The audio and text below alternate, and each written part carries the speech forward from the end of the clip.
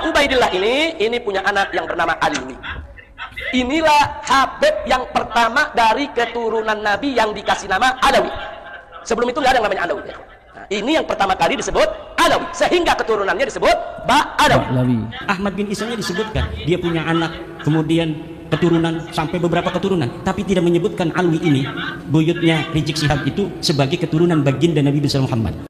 Assalamualaikum warahmatullahi wabarakatuh. Kembali lagi bersama saya di channel Seputar Cerita. Pertemuan kali ini saya akan mau membagikan sebuah video ceramahnya Habib Rizik dengan Kiai Haji Imaduddin Utsman Al-Bantani, yang mana ceramahnya Mas Rizik ini menerangkan bahwasannya nasab para Habib di Indonesia ini sudah tersambung pada Rasulullah Shallallahu Alaihi Wasallam, teman-teman ya. Dan begitu sebaliknya, Kiai Haji Imaduddin Utsman Al-Bantani menerangkan bahwasannya di dalam argumennya, ceramahnya, beliau mengatakan bahwa nasab para Habib itu terputus pada Rasulullah Shallallahu Alaihi Wasallam. Lantas, menurut Anda argumen mana yang kuat? Apakah argumennya Mas Rizik atau argumennya Kiai Haji Imaduddin Utsman Al-Bantani? Tanpa lama-lama, mari langsung kita simak videonya bersama-sama. Nah, Ubaidillah ini punya anak yang bernama Alwi.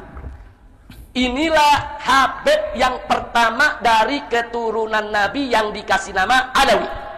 Sebelum itu nggak ada yang namanya Alawi, ya kawan.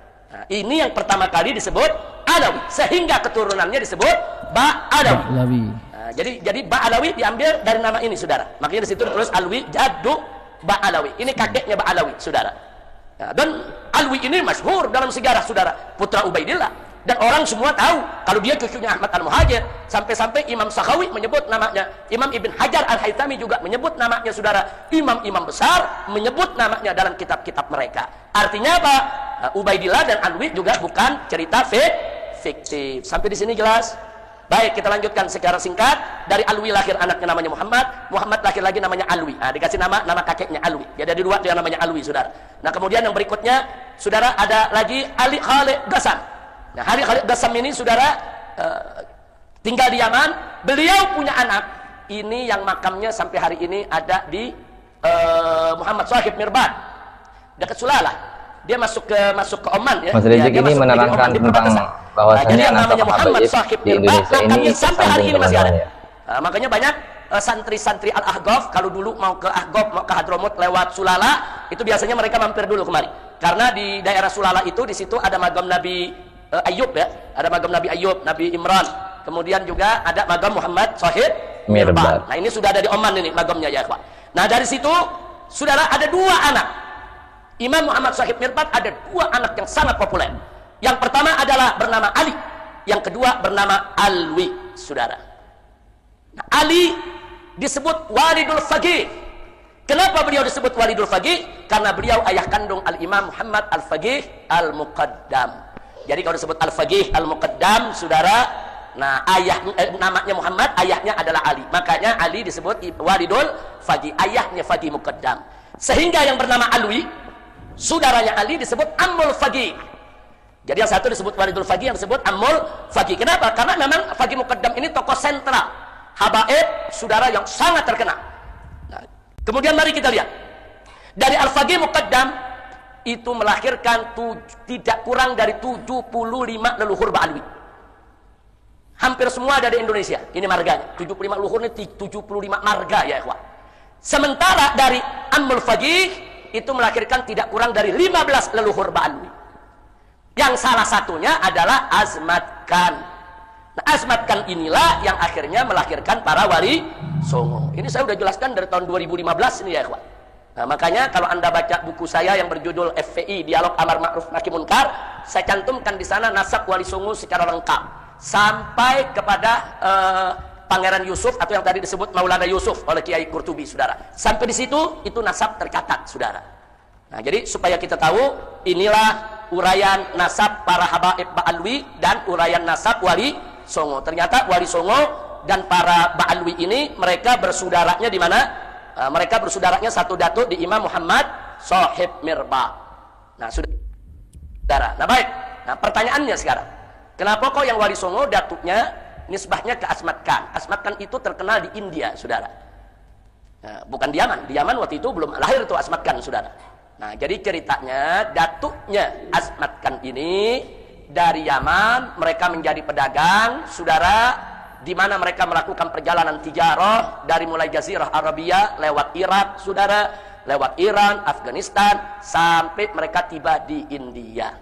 Dan mereka di India, saudara, menyebarkan Islam yang dikenal dengan nama Sultan Abdul Malik, saudara. Sultan Abdul Malik ini datuknya Wali Songo. Dia sebarkan Islam di India, kemudian dia punya anak, punya keturunan, saudara. Nah, kemudian orang-orang menjuluki mereka ini Asmat Khan. Kita kalau dengar Khan itu biasanya dari mana? India. Ada Salman Khan, Shahrukh Khan. Nah, kan dari mana? India. Nah, ada Wali Songo bisa dari India? Bukan dari India asalnya. Asalnya dari Hadramut. Datuknya hijrah ke India. Di India mereka menyebarkan Islam. Jadi menurut Mas Rizik itu Wali Songo itu juga Ba'alawi, teman-teman ya. Mari langsung kita simak videonya Kiai Imaduddin Usman Al-Bantani. Buku khusus tentang mengungkap manuskrip-manuskrip palsu yang diberikan oleh Rabita Alwiyah, dalam hal ini via Rumail Abbas. Itu juga ada semuanya. Semua apa yang telah mereka atribusikan sebagai manuskrip-manuskrip di abad ke-6, 7 itu ternyata semuanya palsu. Dan kiai-kiai bisa untuk melihatnya di buku mengungkap manuskrip-manuskrip palsu Ba'alwi versi Rumail Abbas. Kemudian juga buku yang terakhir yang kemarin, sekarang ini orang-orang lagi mencari buku itu, yaitu buku yang saya beri judul Ulama Nusantara Menggugat Nasab Palsu. Orang yang mengaku cucu Nabi ini secara data di abad ke-9 Hijriah, 895 Hijriah, mengaku keturunan Nabi, kemudian mengurut nama-nama. Ali bin Abu Bakar, namanya Asakron ya, 895 Hijriah. Nama saya Ali bin Abu Bakar bin Muhammad bin Abdurrahman Asigar bin Maula Dawilah bin Ali Saibuddara bin Ali Al-Ghayyur bin Faqih Muqaddam bin Ali bin Muhammad Sahib Mirban bin Ali Qalikosa bin Alwi bin Muhammad bin Alwi bin Ubaid bin Ahmad bin Isa. Ahmad bin Isanya 345 Hijriah. Sementara di abad-abad itu sudah banyak kitab nasab. Di abad keempat katanya Alwi ini hidup 400 Hijriah, berarti abad kelima. Di abad kelima sudah ada kitab Tahdhibul Ansab karya Al-Ubaidili 435 Hijriah. Tidak ada di sana mengatakan Alwi ini adalah cucu daripada Ahmad bin Isa. Ahmad bin Isanya disebutkan dia punya anak, kemudian keturunan sampai beberapa keturunan, tapi tidak menyebutkan Alwi ini, buyutnya Rizik Syihab itu, sebagai keturunan baginda Nabi Besar Muhammad. Ada juga di abad kelima itu kitab Muntaqilah At-Talibiyah karangan Ismail Toba-Toba. Ismail Toba-Toba itu 470 Hijriah. Tidak menyebutkan juga bahwa Ahmad bin Isa punya anak namanya Ubaid. Ahmad bin Isanya disebut dia punya anak namanya Muhammad, dia punya anak namanya Ali, tapi tidak disebutkan dia punya anak namanya Ubaid. Kemudian kitab Al-Mazdi 490 Hijriah karya Al-Umari tidak juga menyebutkan Ahmad bin Isa punya anak namanya Ubaid. Ubaid punya anak namanya Alwi yang jadi Ba'alawi, nggak ada. Kemudian naik ke abad ke-6 yaitu 597 Hijriah karangan seorang pakar usul fikih Imam Fakhruddin Ar-Razi. Beliau juga seorang ahli tafsir, punya kitab tafsir Mafatihul Ghaib, punya berbagai macam kitab sejarah dan lain sebagainya. Idza utliqal imamu fi usulil fiqhi fal muradu bihi Imam Al-Ar-Razi. Kalau dimutlakan nama al-imam, qala al-imam dalam kitab-kitab usul fiqh, itu maksudnya adalah al-Imam Fakhrur Razi. Beliau mengarang, menulis sebuah kitab berjudul Asy-Syajarah Al-Mubarakah wa hasala fihi anna aulada Ahmad bin Isa al-Muqibin munhasirun fi salasati bani. Anaknya cuma 3. Siapa? Muhammad, Ali, Husain. Itu 597 Hijriah. Beliau menulis kitab itu. Wafat 604 Hijriah. Beliau punya anak murid namanya itu Al-Fakhri, juga ngarang kitab namanya Al-Fakhri. Al-Marwazi nama murid beliau, itu 614 Hijriah. Di situ juga disebutkan nama Ahmad bin Isa, dan tidak disebutkan Ahmad bin Isa ini punya anak namanya Ubaid, punya cucu namanya Alwi. Tidak ada. Mereka tidak disebut keturunan Nabi pada 614 Hijriah. Kemudian ada kitab Al-Asili 700 Hijriah. Kemudian ada kitab As-Sabatul Musan 787 Hijriah. Kemudian ada kitab Umdatul Talib As-Sughra 828. Ada kitab Umdatul Talib As-Sughra karya orang yang sama, Ibnu Ainabah 828 Hijriah. Sampai abad ke-8, abad 9 awal ini tidak ada orang yang menyebutkan ahli nasab itu bahwa Ba'alawi keturunan baginda Nabi besar Muhammad SAW. Padahal mereka sudah ada itu di abad 9 itu, mereka sudah mulai mengaku sebagai keturunan Nabi. Ali bin Abu Bakar As-Sakran ini sudah mengaku keturunan Nabi di abad 9. Tapi orang-orang Yamannya saja itu tidak ada yang mencatat mereka sebagai keturunan Nabi di abad 9 itu. Maka saya sebutkan ada 550 tahun kosongnya riwayat antara pengakuan dan orang yang diaku. Orang yang diaku 345 Hijriah, mereka mengaku 895 Hijriah, hitung pakai kalkulator 550 tahun. Itu kalau kita mau kasihan. Itu versi kasihan itu 550 tahun itu. Versi yang tidak kasihan dalam ilmu nasab itu, dalam ilmu nasab tahun. Sebuah kitab sejarah la yuqaddamu bihalin ala ma yusbituhun nasabun. Ilmu sejarah, sejarawan tidak bisa didahulukan dari apa yang telah ditetapkan oleh ahli nasab. Sedangkan ahli As-Sakran ini ngarangnya kitab sejarah tasawuf dan amalannya. Maka walaupun ada susunan dia menyebutkan nama sampai Ahmad bin Isa, itu sebenarnya dalam ilmu nasab tidak dianggap sama sekali.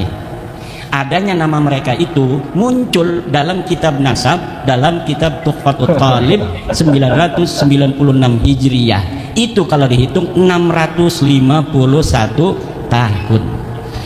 Cuma dalam kitab Tuhfatul Talib yang menyebut nama-nama mereka itu, Alwi sudah ada di situ tuh. Karena kan mengakunya 895 Hijriah, kemudian 996 Hijriah ada masuk nama dia. Masuknya apakah berdasarkan maraji? Tidak.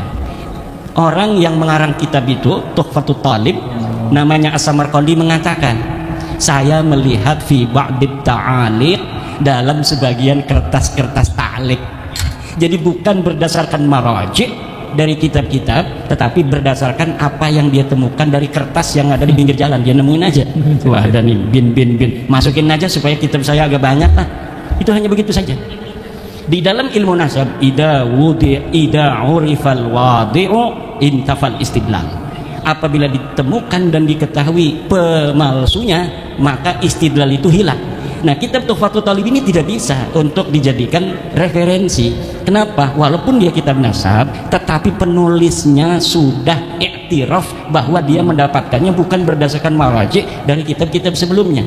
Sedangkan di dalam kitab nasab itu bisa diisbat hanya oleh kitab-kitab nasab. Jadi kitab-kitab nasab yang ada di sejak masa 199 Hijriah, Abnaul Imam fi Misra Wassam, itu Abnaul Imam kitab aslinya yang kemudian pada abad kelima dipalsukan, katanya ini karya Yahya bin Ismail Toba-Toba, padahal itu karya Ibrahim Toba-Toba yang wafat 199 Hijriah. Itu sudah ada kitab nasab 199 Hijriah, sudah ada kitab nasab, ditulis semua keturunan Imam Hasan dan Imam Husain. Gak bisa orang masuk sembarangan.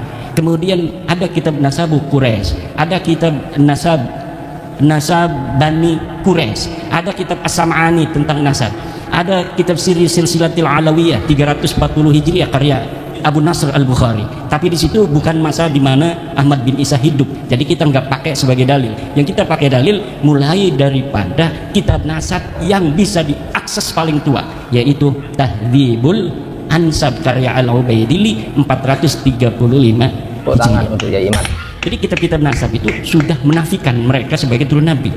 Oke teman-teman ya, itu tadi penjelasannya dari Kiai Haji Imaduddin Utsman Al-Bantani, bahwasannya nasab para habib itu terputus pada Rasulullah Shallallahu Alaihi Wasallam, dalam artian bukan cucu kanjeng Nabi Muhammad Shallallahu Alaihi Wasallam. Untuk teman-teman sendiri yang sudah menonton, bisa kalian simpulkan argumen mana yang lebih kuat, apakah argumennya Mas Rizik atau argumennya Kiai Haji Imaduddin Utsman Al-Bantani? Untuk kalian bisa tulis di kolom komentar ya. Dan itu saja penjelasannya dari saya. Assalamualaikum warahmatullahi wabarakatuh.